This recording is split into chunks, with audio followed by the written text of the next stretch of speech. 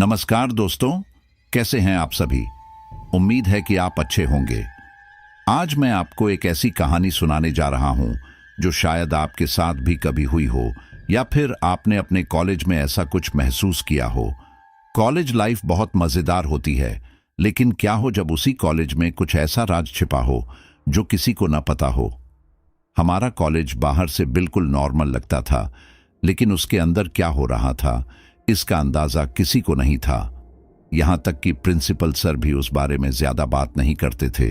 लेकिन एक दिन हमें उस राज के बारे में पता चला और उसके बाद जो हुआ उसने मेरे होश उड़ा दिए। मैं आज भी उस रात को भूल नहीं सकता, जब मेरी आंखों के सामने वो चीखते रहे, गिड़गिड़ाते रहे, लेकिन मैंने कोई रहम नहीं किया। मेरे हाथ खून से सने थे और मेरे चेहरे पर एक ठंडी मुस्कान थी। पर यह सब ऐसे ही नहीं हुआ, इसकी शुरुआत बहुत पहले हो चुकी थी।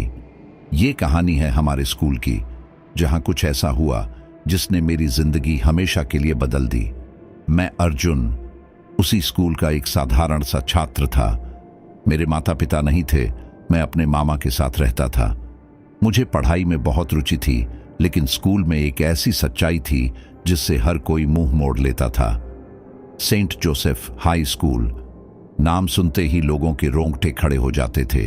बाहर से देखने पर यह एक शानदार इमारत थी, लेकिन इसके अंदर का सच किसी को पता नहीं था। स्कूल में एक बहुत ही सख्त प्रिंसिपल शर्मा सर थे, जिनके बारे में कहा जाता था कि उन्होंने कई छात्रों की जिंदगी बर्बाद कर दी थी।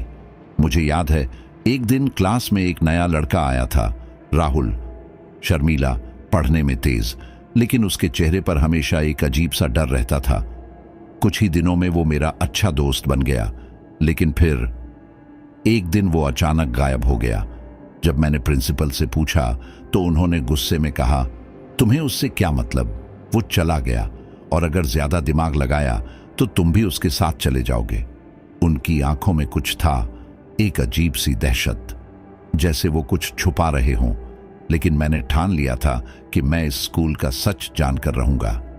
मैंने राहुल की गुमशुदगी को यूं ही जाने नहीं दिया। अगले दिन मैंने उसकी सीट पर उसकी किताबें देखी, जो वैसे की वैसे पड़ी थीं, मानो वो अचानक कहीं गायब हो गया हो। उसके घर जाकर पता किया तो उसकी मां ने रोते हुए कहा, राहुल तो स्कूल गया था, लेकिन उसके बाद वो कभी वापस नहीं आया। उनके चेहरे पर दहशत थी, मानो वो कुछ जानते हों लेकिन बोल नहीं सकते। मेरे अंदर डर तो था, लेकिन राहुल के लिए गुस्सा भी था। मैंने उस रात स्कूल में घुसने का फैसला किया। आधी रात को जब सब सो रहे थे, मैं स्कूल की दीवार फांदकर अंदर पहुंचा।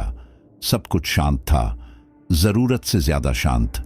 जैसे ही मैं प्रिंसिपल के ऑफिस के पास पहुंचा, दरवाजे के पीछे से कुछ फुसफुसाने की आवाज आई। मैंने दरवाजे के छेद से झांका तो मेरे रोंगटे खड़े हो गए। प्रिंसिपल शर्मा किसी से बात कर रहे थे, लेकिन वहां कोई नहीं था। उनकी आंखें लाल हो रही थीं और वो बुदबुदा रहे थे, तुम सब यहीं रहोगे, कोई बाहर नहीं जाएगा, कोई नहीं। अचानक उनकी आंखें दरवाजे के छेद की तरफ घूमी। मेरा दिल तेजी से धड़कने लगा।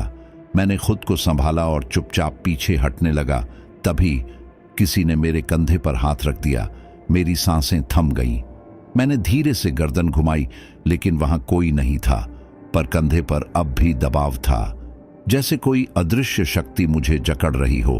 फिर अचानक कानों में एक फुसफुसाहट गूंजी, भाग जा, वरना तू भी उन्हीं में से एक होगा। मैं चीखते हुए भागा। मेरे पीछे किसी के तेजी से चलने की आवाज आ रही थी। जब मैं गेट तक पहुंचा तो देखा कि स्कूल का दरवाजा अंदर से बंद था, और तब मैंने पीछे मुड़कर देखा। मेरी आंखों के सामने प्रिंसिपल शर्मा खड़े थे, लेकिन उनका चेहरा इंसानों जैसा नहीं था। उनकी आंखें गड्ढों में बदल चुकी थीं और उनके मुंह से खून टपक रहा था। वो धीरे धीरे मेरी तरफ बढ़ रहे थे। मैंने दरवाजे को पूरी ताकत से धक्का दिया, लेकिन वो टस से मस नहीं हुआ। पीछे से प्रिंसिपल शर्मा के कदमों की आवाज तेज होती जा रही थी। मैं तेजी से सीढ़ियों की तरफ भागा और बिना कुछ सोचे दूसरी मंजिल पर चला गया। पूरा स्कूल अंधेरे में डूबा था। सिर्फ गलियारे के कोनों पर मध्यम लाल रोशनी जल रही थी, जो और भी डरावना माहौल बना रही थी। मेरी सांसें तेज हो रही थीं, लेकिन तभी मेरी नजर एक कमरे पर पड़ी, स्टोरेज रूम। मैंने हड़बड़ाकर दरवाजा खोला और अंदर घुस गया।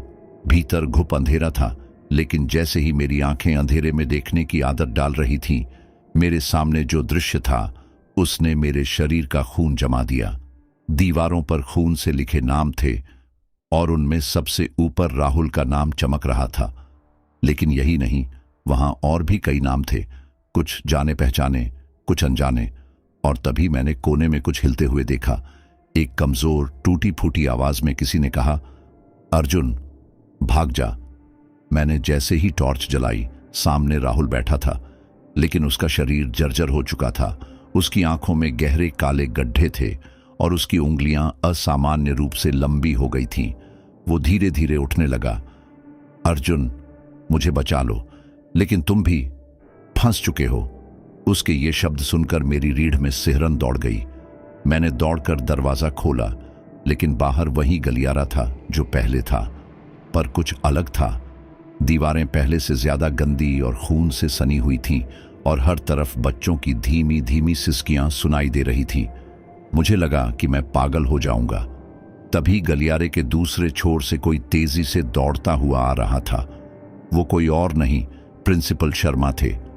लेकिन अब वो इंसान नहीं लग रहे थे। उनके हाथों की उंगलियां नुकीले पंजों में बदल चुकी थीं और उनकी चाल किसी जानवर जैसी थी। तुम यहां नहीं बचोगे अर्जुन, उन्होंने दांत पीसते हुए कहा। मेरे पास कोई रास्ता नहीं था।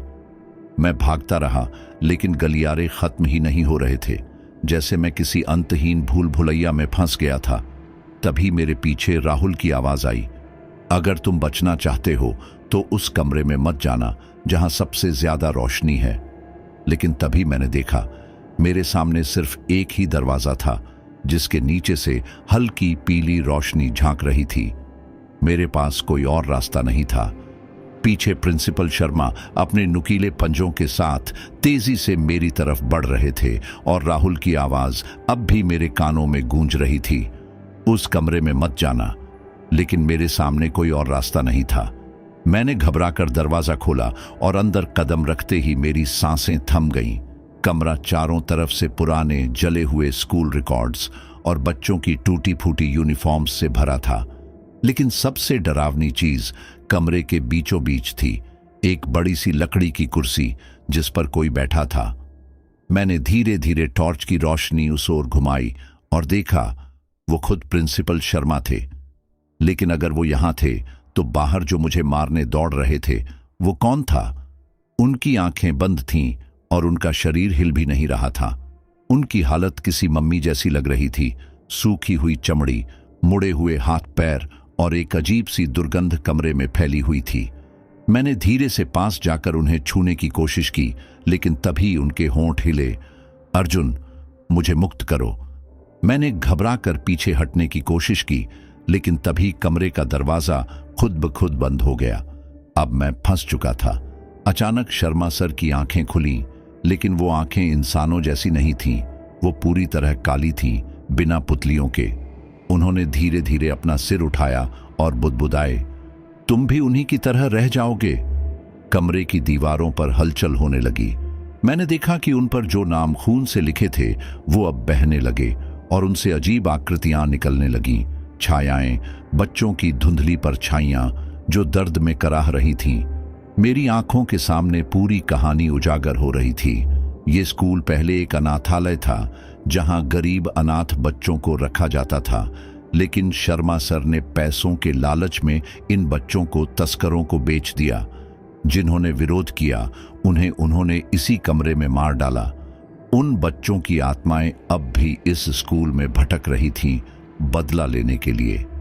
मुझे अचानक राहुल की बात याद आई, अगर तुम बचना चाहते हो तो उस कमरे में मत जाना। लेकिन अब बहुत देर हो चुकी थी। प्रिंसिपल शर्मा अब पूरी तरह से बदल चुके थे। उनकी खाल झड़ रही थी, उनकी उंगलियां असामान्य रूप से लंबी हो गई थीं और उनकी आवाज कई गूंजती हुई आवाजों में बदल गई थी। उन्होंने मुझ पर झपट्टा मारा, लेकिन मैं किसी तरह बच गया और कमरे में रखे पुराने रिकॉर्ड्स में कुछ ढूंढने लगा। शायद यहां से बाहर निकलने का कोई तरीका हो। तभी मेरी नजर एक पुराने पीले पड़ चुके कागज पर पड़ी, जिस पर लिखा था, इस शाप से मुक्ति केवल तभी मिलेगी जब गुनहगार खुद अपने किए का प्रायश्चित करेगा। मैंने शर्मा सर की ओर देखा। वो अब एक अधमरे प्रेत जैसी आकृति में बदल चुके थे, लेकिन उनकी आंखों में पहली बार डर दिखा। तभी पीछे से एक जानी पहचानी आवाज आई, अर्जुन, इसे खत्म करो। मैंने पीछे मुड़कर देखा।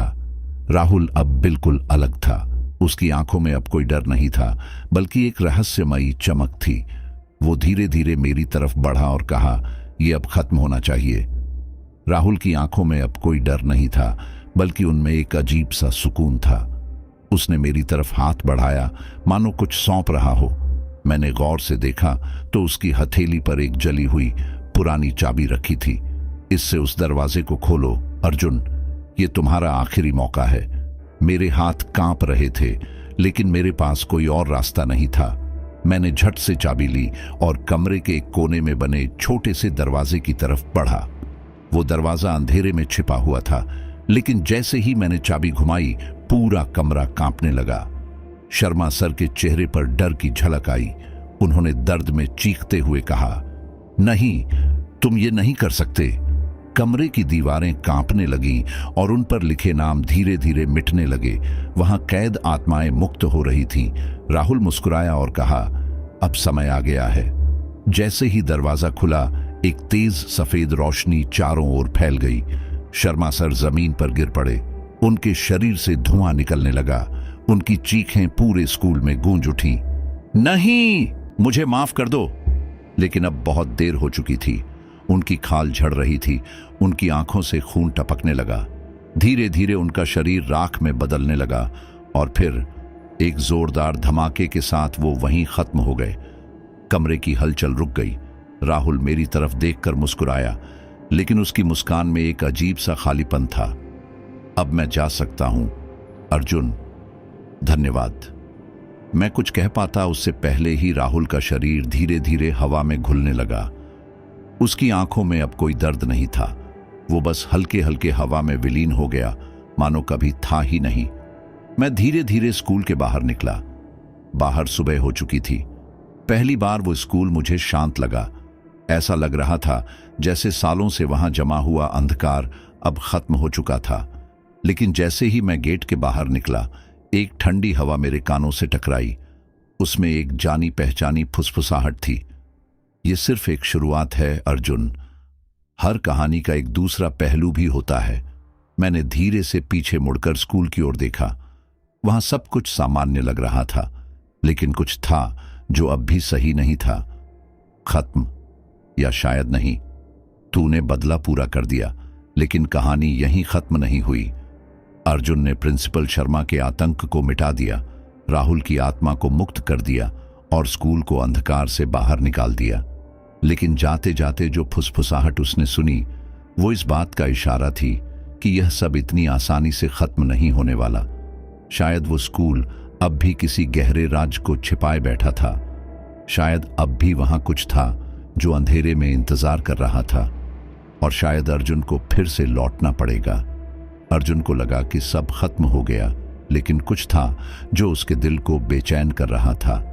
स्कूल के बाहर निकलते ही उसे लगा जैसे कोई अब भी उसे देख रहा है।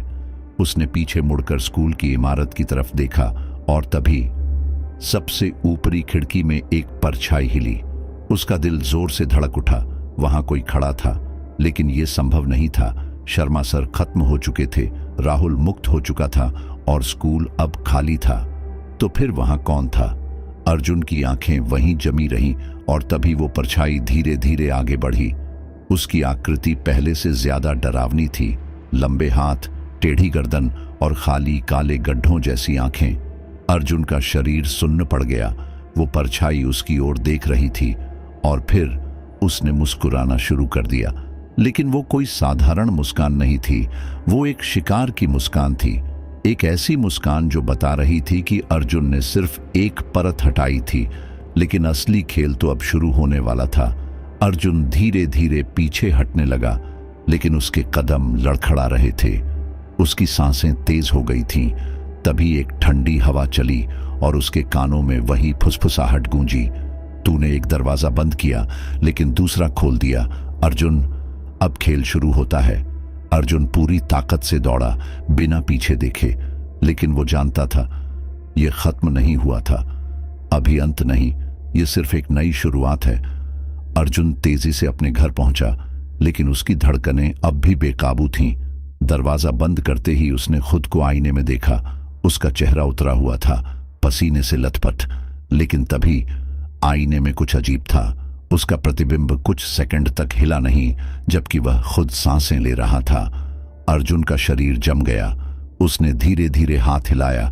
परछाई ने भी वैसा ही किया, लेकिन 1 सेकंड की देरी से। नहीं, ये मेरा भ्रम होगा।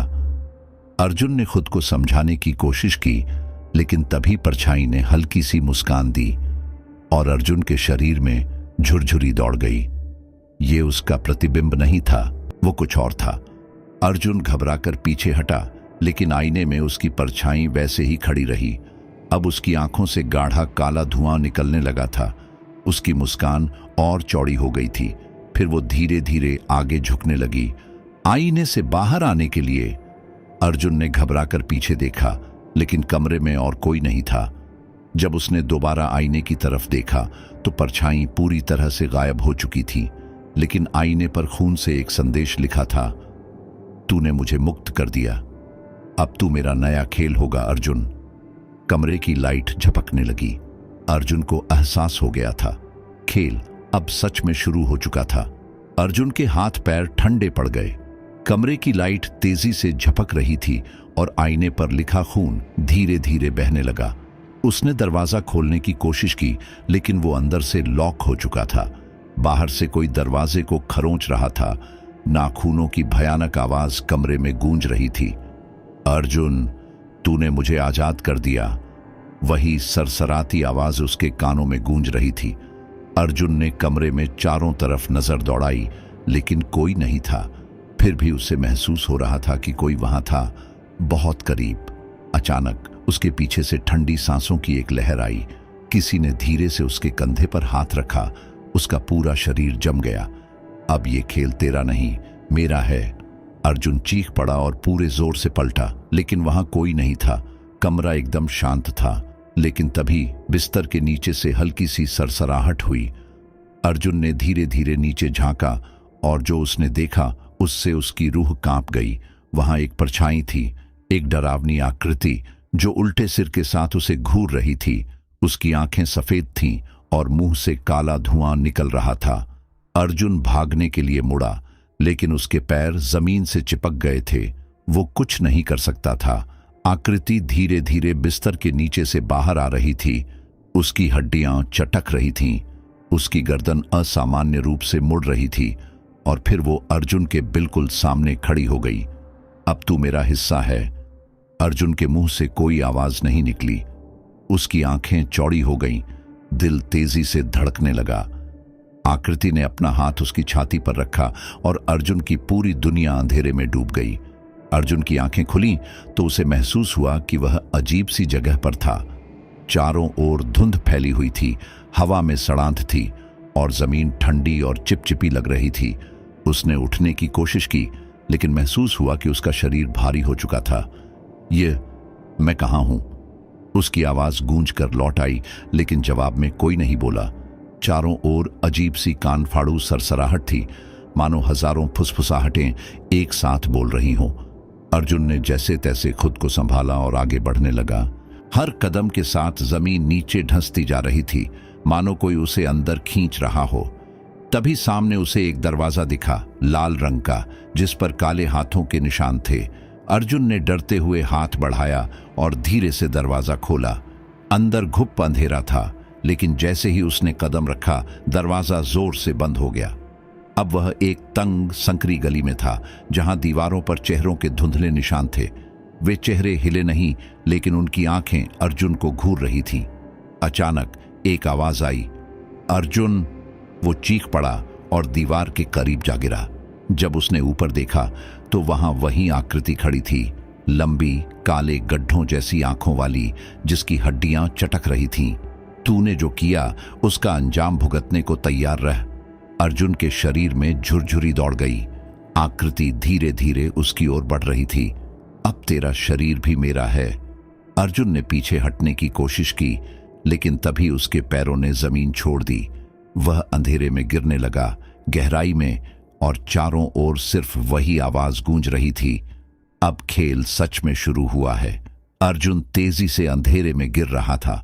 चारों ओर गहरी खामोशी थी, लेकिन उसके कानों में तेज सरसराहट गूंज रही थी, जैसे हजारों लोग धीरे धीरे फुसफुसा रहे हों। उसके हाथ पैर सुन्न पड़ चुके थे, दिल जोर जोर से धड़क रहा था। फिर अचानक धड़ाम, वो किसी ठोस जमीन पर आ गिरा। दर्द से कराहते हुए उसने धीरे धीरे आंखें खोली। चारों ओर कोहरा था, लेकिन सामने उसे कुछ दिखा जिससे उसका खून जम गया। एक टूटा फूटा ब्लैक बोर्ड, उस पर खून से लिखा था, वेलकम बैक अर्जुन। उसका दम घुटने लगा। ये वही स्कूल था, लेकिन यह पहले से भी ज्यादा डरावना लग रहा था। हर दीवार से काला धुआं निकल रहा था, और फर्श पर पानी नहीं, बल्कि कोई गाढ़ा चिपचिपा तरल फैला हुआ था, शायद खून। अर्जुन ने तेजी से उठने की कोशिश की, लेकिन तभी क्लासरूम की खिड़कियां जोर जोर से खुलने बंद होने लगी। ठंडी हवा के साथ कोई उसके पास आया। तूने मुझे वापस बुला लिया, वही भयानक आवाज। अर्जुन कांप उठा। उसने धीरे धीरे पीछे मुड़कर देखा, शर्मा सर, लेकिन वो इंसान नहीं थे। उनका चेहरा पूरी तरह जल चुका था। आंखों की जगह खाली काले गड्ढे थे, और उनके मुंह से सड़ांध भरी भाप निकल रही थी। मुझे मारकर सोचता था कि सब खत्म हो गया। शर्मा सर की आवाज अब और भी डरावनी थी। अर्जुन को सांस लेने में दिक्कत होने लगी। वह भागने के लिए मुड़ा, लेकिन दरवाजे अपने आप बंद हो गए। अब तेरी बारी है अर्जुन। शर्मा सर ने धीरे धीरे अपना हाथ बढ़ाया। उनकी उंगलियां लंबी और टेढ़ी हो गई थीं, और उनकी नाखूनों से खून टपक रहा था। अर्जुन ने चीखने की कोशिश की, लेकिन उसकी आवाज निकल ही नहीं रही थी। फिर अचानक क्लासरूम की लाइट झपकने लगी, और दीवारों पर परछाइयां उभरने लगी। सैकड़ों आत्माएं अब अर्जुन को घूर रही थी। गुमनाम चेहरे, खाली आंखें, मगर हंसती हुई मुस्कानें। अब तू भी एक भूत बनेगा अर्जुन, शर्मा सर की आवाज गूंज उठी। और तभी क्लासरूम की लाइट पूरी तरह बुझ गई। अंधेरा, सिर्फ अंधेरा। अंधेरा घना होता जा रहा था। अर्जुन को महसूस हुआ कि उसका शरीर हल्का पड़ने लगा है, जैसे वो धीरे धीरे किसी और ही दुनिया में समा रहा हो। चारों ओर अजीब अजीब सरसराहटें थीं, कानों में धीमी हंसी गूंज रही थी। अब तू भी हमारा हिस्सा है। अर्जुन ने खुद को संभालने की कोशिश की, लेकिन उसका शरीर बेजान हो चुका था। अचानक उसकी आंखों के सामने झिलमिलाते हुए चेहरे उभरे। राहुल, बाकी स्टूडेंट्स, और वे सभी जो इस स्कूल की भेंट चढ़ चुके थे। फिर शर्मा सर की भयानक गूंजती हुई हंसी चारों ओर फैल गई। अब तू इस स्कूल की नई आत्मा बनेगा अर्जुन। अर्जुन ने पूरी ताकत लगाकर आंखें बंद कर लीं और चिल्लाया, नहीं। और तभी सब कुछ थम गया। जब उसने दोबारा आंखें खोलीं तो खुद को स्कूल के बाहर पाया। सुबह हो चुकी थी। सूरज की रोशनी हल्की हल्की इमारत पर पड़ रही थी, लेकिन स्कूल की खिड़कियों पर अब भी काले निशान थे, और गेट पर वही खून से लिखा संदेश झिलमिला रहा था, खेल अभी खत्म नहीं हुआ। अर्जुन ने तेजी से वहां से भागने की कोशिश की, लेकिन जैसे ही उसने सड़क पार की, उसके फोन की स्क्रीन अपने आप जलने लगी। उस पर सिर्फ एक मैसेज लिखा था, अब अगला नंबर किसका होगा। अर्जुन की सांसें अटक गईं। क्या वाकई वो इस भूतिया खेल से बाहर निकल चुका था, या फिर वो अब भी इसका हिस्सा था, या शायद नहीं।